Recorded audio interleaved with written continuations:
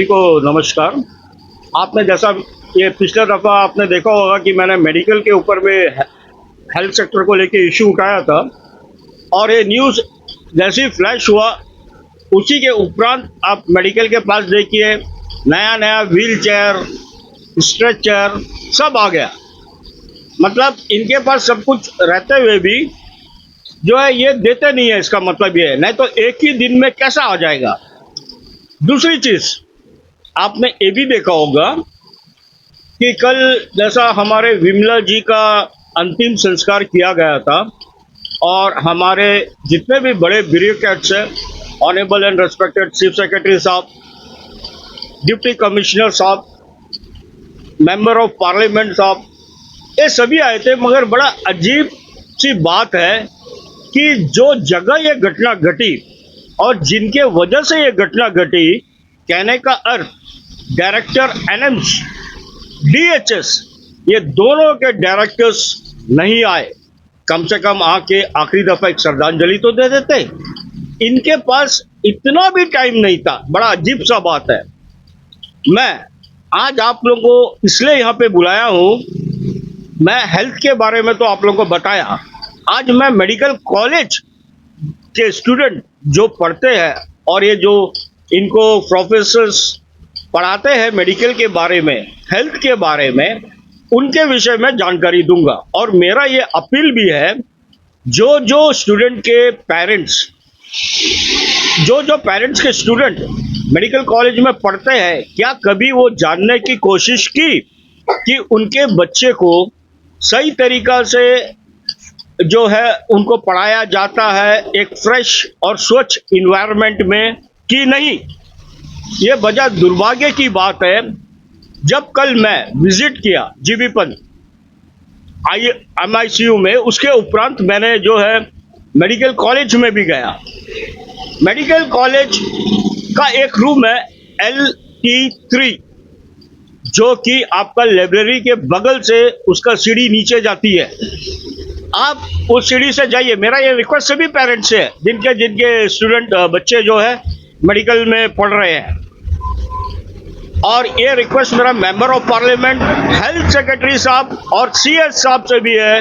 आप तुरंत जाइए, लाइब्रेरी के बगल से जो सीढ़ी नीचे उतरती है, जो LT3 रूम के पास जाती है, जहाँ पे बच्चों को पढ़ाया जाता है, ये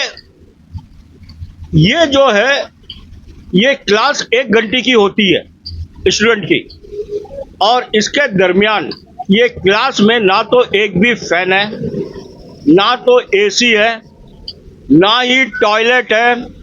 टॉयलेट है भी तो एकदम गंदी पड़ी हुई है, दरवाजा टूटा हुआ है, अंदर स्मेल आता है जैसा कि चूहा मरा हुआ है।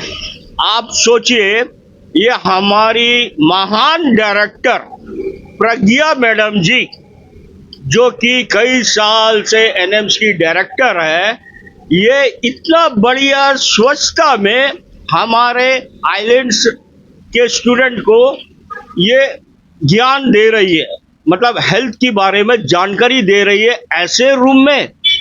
क्या इनको पता नहीं है कि बच्चे को कभी भी पढ़ने के लिए एक स्वस्थ और एक अच्छा इन्वायरमेंट की जरूरत है।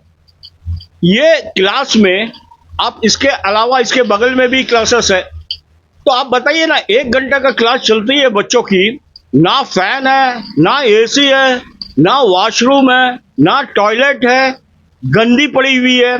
मैं 1-2 फोटोग्राफ्स भी लिया हूं जो कि मैं आप लोगों से साझा करूंगा, आप वो फोटो डाल के दिखा भी सकते हो। तो क्या ऐसा पढ़ाया जाता है क्या मेडिकल कॉलेज में स्टूडेंट को? आप बताइए ना मुझे।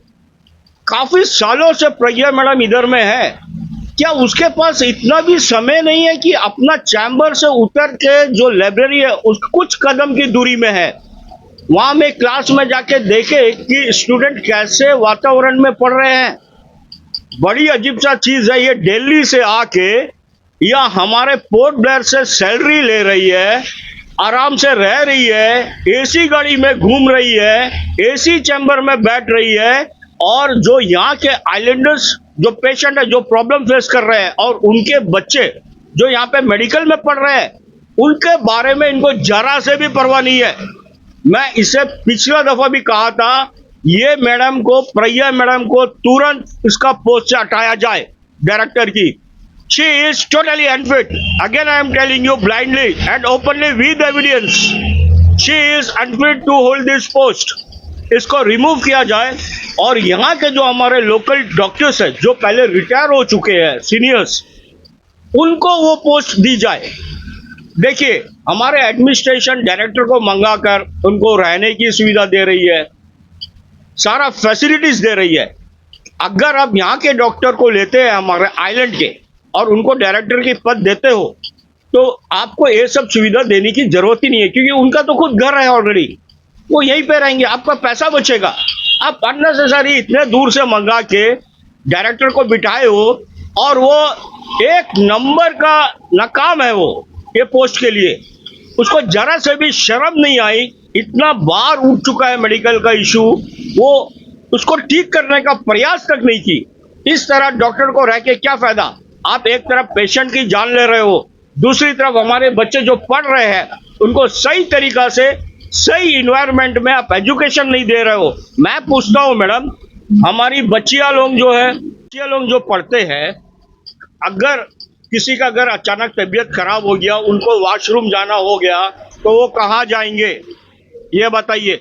बच्चियां के अलावा इवन जो हमारे बच्चे लोग भी है, मेल फीमेल, 1 घंटे की क्लास है, कहाँ जाएंगे?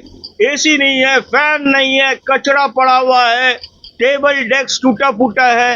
आप इस तरह का रूम में आप उनका क्लास ले रही हो? मैं तो इन स्टूडेंट का पेरेंट्स से पूछूंगा, सर आप लोगों का बच्चे लोग जो मेडिकल कॉलेज में है उनका 10 सेमेस्टर हुआ करता है और ये लोग 30 से 40 हजार रुपया लेते हैं मंथली।